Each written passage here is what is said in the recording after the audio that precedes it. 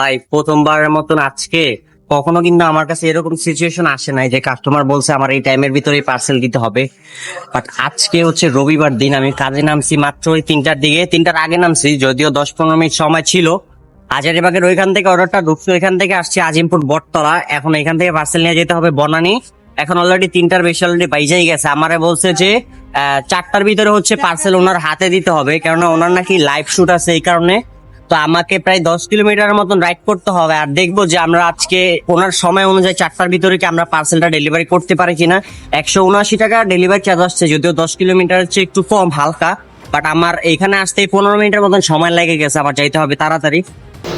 তো 3টা 5 3টা 6 বাজে আমরা এখনই স্টার্ট করলাম, দেখবো যে কতক্ষণ সময় আমরা হচ্ছে পার্সেলটা ডেলিভারি করতে পারি। পার্সেলটা আমরা হাতে পাইছি মাত্র 23 মিনিটে। হচ্ছে আমাদের যে জামের যে এবং ভয়ের যে জায়গাগুলো ছিল যেখানটাতে হচ্ছে আমাদের মানে জ্যামের বেশি একটা ডর ছিল যে আমরা ওইখানে যদি জ্যামে পড়ি তাহলে আমাদের অনেক সময় লস হবে। ওই জায়গাগুলো ক্রস করে আমরা হচ্ছে বিজয় সরণিতে চলে আসছি মাত্র 23 মিনিটে।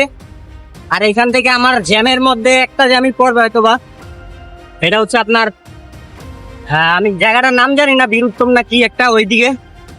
বাট আমরা যেভাবে যাচ্ছি এইভাবে যদি চলে যাই তাহলে ইনশাল্লাহ আমরা 4টার আগে পৌঁছাতে পারবো। আর আজকে রাস্তাঘাট মোটামুটি ফাঁকা দেখা যাইতেছে ভাই, কেন জানি না। আমরা যদি কাস্টমারকে 4টার আগে পার্সেলটা দিতে পারি, যারা যারা এই পর্যন্ত হচ্ছে ভিডিওটা দেখছেন চ্যানেলটা সাবস্ক্রাইব না করে তারা সবাই চ্যানেলটা সাবস্ক্রাইব করে দিবেন। আর আমাদের বেশি সময় নাই, আমরা প্রায় কাছাকাছি চলে আসছি। আর 4টা এখনো বাজতে বাজতে অনেক দেরি আছে, এখনো 40ই বাজে নাই, 3টা 40ই বাজে নাই, এর আগে আমরা চলে আসছি এখানে। এটা হচ্ছে কাস্টমারের পার্সেল। আর এই যে বাম পাশে যে বিল্ডিংটা দেখতে পাইতেছেন বা গাছটা, এখানে মূলত কাস্টমার লোকেশন দিয়ে রাখছে। আর এখন আমরা বাম দিকে যাই হচ্ছে কাস্টমারকে ফোন দিব। তো দেখতে পাইতেছেন কাস্টমার হচ্ছে আমাদেরকে টাকা পাঠায় দিছে, যদিও কাস্টমার নিজে আসে না, বাট ওনার লোক দিয়ে পাঠায় দিছে টাকাটা। আমি পেরেছি আলহামদুলিল্লাহ। আমরা কিন্তু আমাদের সময়ের আগেই কিন্তু আমরা পার্সেলটা ডেলিভারি করেছি কাস্টমারের কাছে।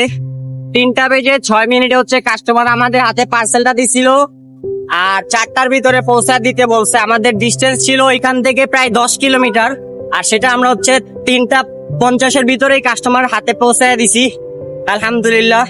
এত কষ্ট করে এত পরিশ্রম করেও ভাই আসলে আপনাদের কাছ থেকে বেশি একটা সাপোর্ট পাই না।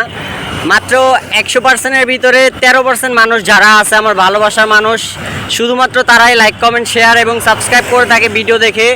আর 87% মানুষ যারা আছে ভাই সবাই ভিডিও দেখা জাস্ট চলে যায়। আর আজকে এত বড় একটা সিচুয়েশন যে আমার কাস্টমারকে 4টার ভিতরে পার্সেল দেওয়াই লাগবে, আর এত সময় স্বল্পতার মাঝখানেও আপনাদের জন্য চ্যালেঞ্জিং ভিডিওটা বানাইছি। আর এই পার্সেলটা নিয়ে আবার যাইতেছি হচ্ছে গুলশান 2 থেকে ধানমন্ডি 27। তো এত কষ্ট করে ভিডিও বানাই ভাই, তারপরও সাপোর্ট পাই না। আর আজকে সবার কাছে রিকোয়েস্ট থাকবে, যারা যারা এই ভিডিওটা দেখছেন অবশ্যই সবাই চ্যানেলটা সাবস্ক্রাইব করে দিবেন। ভিডিওটা ভালো লাগলে অবশ্যই লাইক কমেন্ট শেয়ার করে দিবেন। তো দেখা হবে আপনাদের সাথে পরবর্তী নেক্সট আরেকটি ভিডিওতে। ততদিন সবাই সুস্থ থাকবেন, ভালো থাকবেন, নিজের খেয়াল রাখবেন। আসসালামু আলাইকুম।